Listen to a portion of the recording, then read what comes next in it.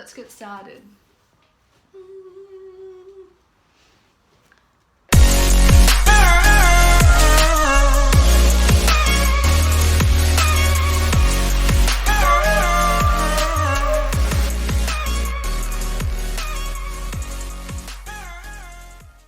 Kia ora everyone, welcome back to my channel. I'm Rusha. I will be sharing today with you the time when I was drugged in Brisbane, Australia, Queensland.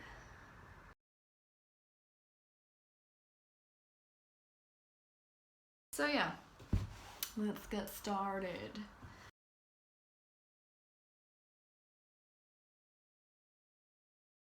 We first had like a pre-drink while getting ready, like just something small to drink, not much whatsoever, and that was just at my friend's house. And then we went with a few friends to other friend's house, or to my friend's cousin's house, and they had rented out like an apartment or something in Brisbane City.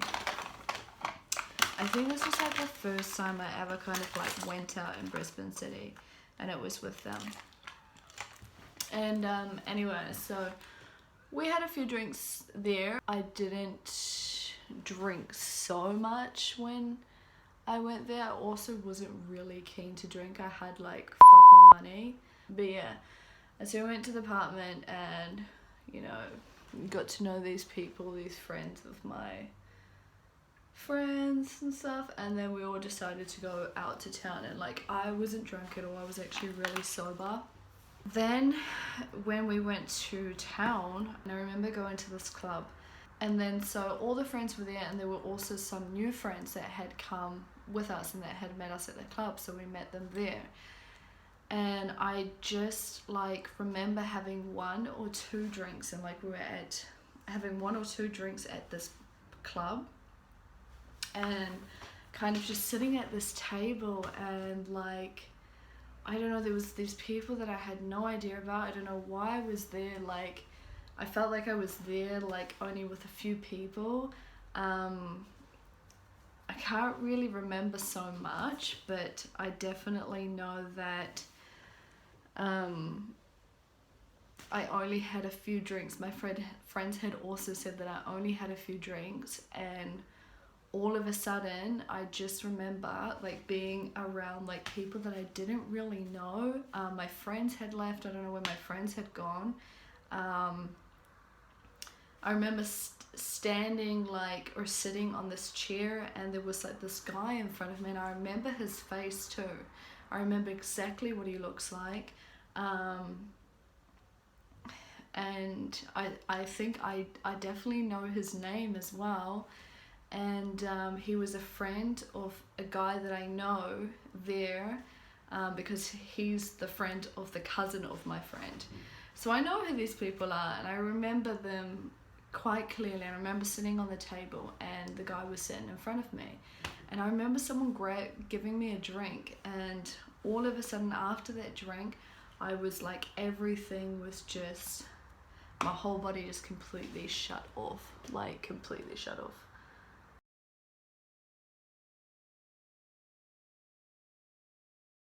I just remember like rocking, like the chair was like rocking, and I knew what was happening because like my brain was switched on, but my body was shutting down completely. So I kind of had an idea with what was going on, and I also was very, very careful because I had heard a lot about Australia and how there's a lot of like drugs and how people like get drugged there, and that I can't like act how I am in New Zealand.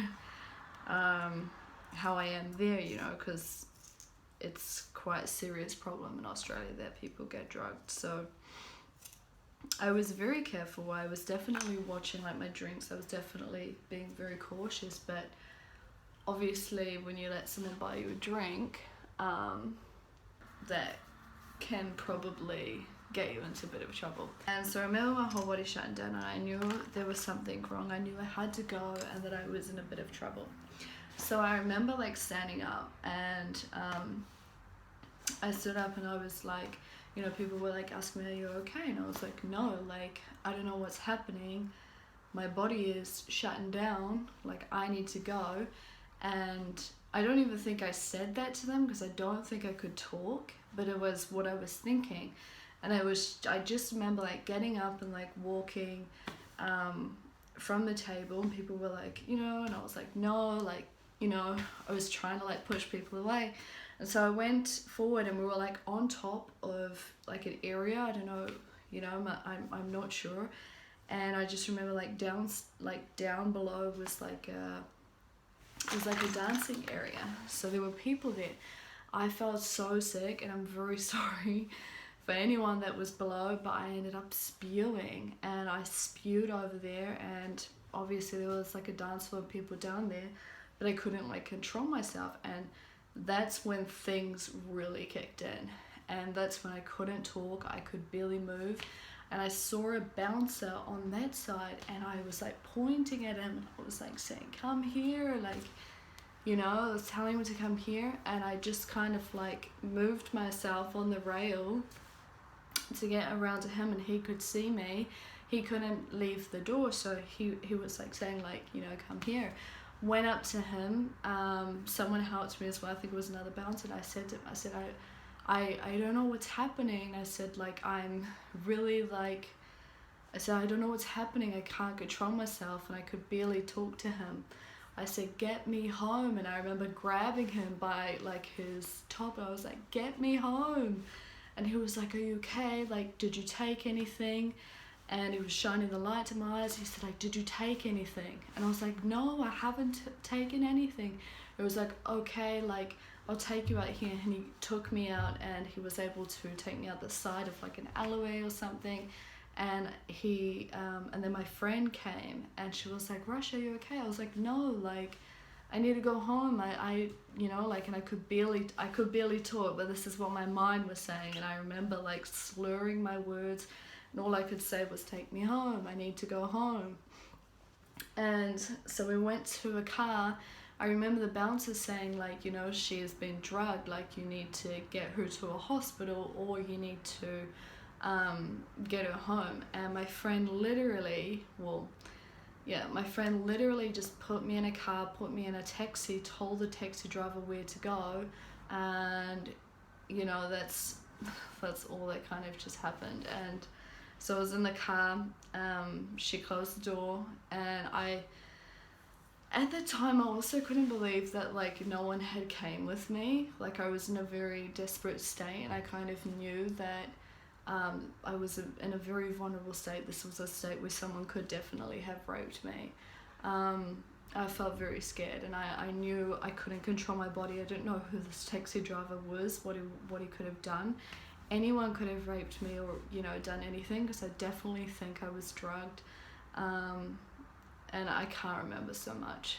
But anyways, like, I knew that this was happening, and I just tried to keep my brain on as much as possible, to the best of like my abilities. And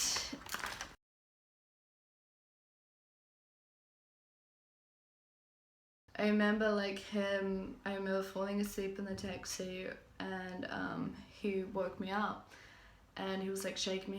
He was like, here, I'm at your place. And by that time I couldn't do anything. My full body like completely shut down. I couldn't move from the car, I couldn't get out.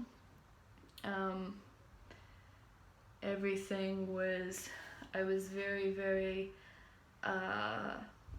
my whole body was just like basically done. That was it. And the guy ended up getting me out of the car, and he was saying to me like, oi, you've got to get out. I couldn't do anything. My eyes were open, but my body was done. My mind was also done. I was just thinking in my head like, this is it, like, I can't do much. I'm like, this is the best I could do. I'm really fucked.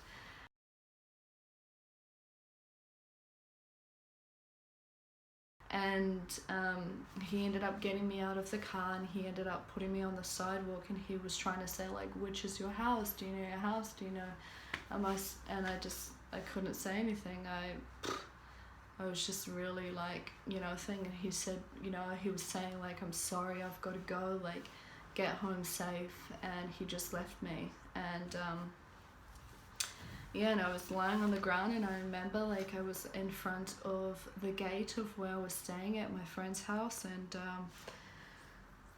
lying on the ground and everything. And I just thought like, that's it, like, it's the best I can do. And I just hoped for the best, closed my eyes, and I just went to sleep.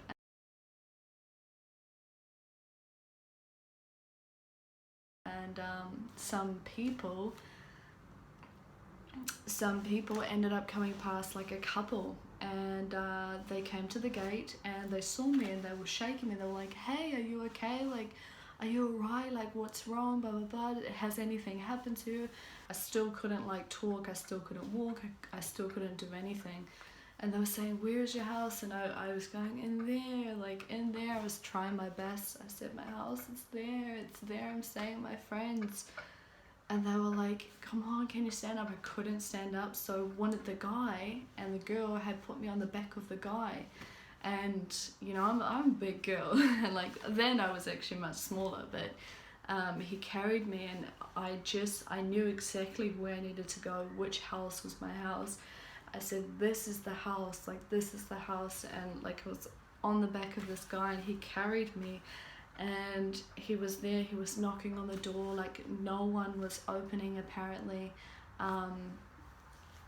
No one was opening the door to for the house. So then again, like, my friends didn't hear me come home. So they were saying, are you sure that this is your house? And I said, yeah, this is the house, that's the car, I know where I am. And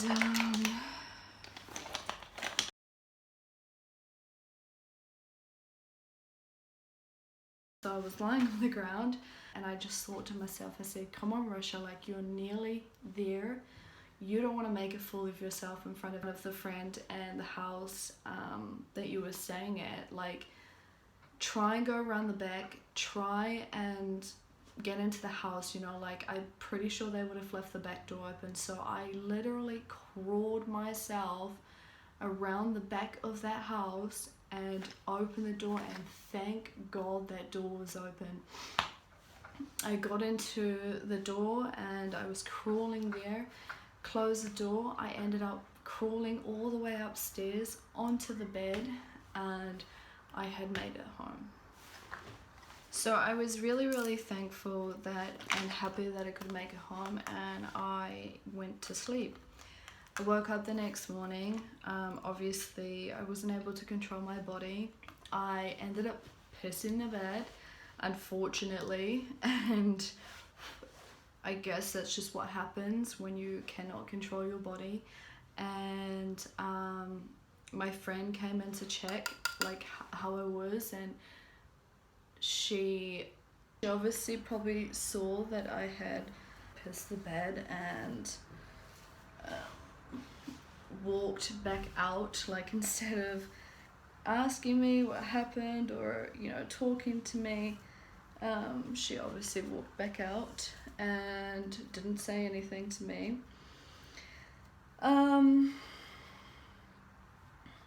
I then, like, after like a few hours, I had woken up, and I went down to talk to everyone, and I was like, hey, you know, like, and I told them like about the experience, and I said, like, I told them I definitely feel like I had been drugged and stuff, and they were like, they didn't say much. They were just like, oh, you know, like, looking at me like real awkward, and they were kind of like confused. They didn't really like ask me anything specific, but I also messaged my friends, and they also said like, yeah, it was so weird, like, all of a sudden, like, you were telling us that like you couldn't do much with your body, and they said, like, I said to them, I said, do you think like there would be anyone that would want to do that? And they kind of said that they don't know, because there were people there that they didn't know, and friends of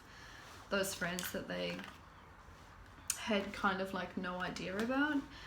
And so they said it was definitely possible, but they couldn't like say anything much. So it kind of felt like no one had any idea, but then it also kind of felt like people kind of did have an idea. I also felt like, you know, those friends that I was out with didn't do much to get me home, or didn't do much to help me or anything like that. And that kind of everyone was just, you know, not really speaking so much about it, and it was really fucking annoying. And then, you know, how my friends didn't, like, I would have expected, especially if one of my friends was in a very bad state, I would have felt like that, you know, I would have definitely gone home with my friend and taken her and made sure that she would have got home safely. But, you know, obviously you can't expect things from other people. Thank the Lord that I ended up making it home safe, and to this day I still don't feel like anything seriously bad happened. And so like I definitely would have thought that like one of my friends would have came with me, but they didn't, so it is what it is. And then I would have also thought that I mean, I think I had asked my friend like if they had heard the door knocking, and I remember these people that were knocking on the door, that they were knocking very loudly, and that they were even like saying, hey, like your friend's here, like they were knocking on the door very loudly. And I was telling them that someone was at that house, and that those friends at the house also didn't open the door when I needed them to. Or maybe they were definitely in a very deep sleep and they couldn't hear anything. But yeah, I also remember catching my friend speaking about me peeing the bed to her sister, which really, really hurt me. As obviously I was just in a very vulnerable state. And yeah, that's my experience. There was no one that admitted like that I was drugged, sorry. There was no one that admitted that I was drugged. I definitely felt like I was. I have spoken to a few people. They've told me that symptoms of being drugged is exactly how I described it. But yeah, everyone was drunk that night.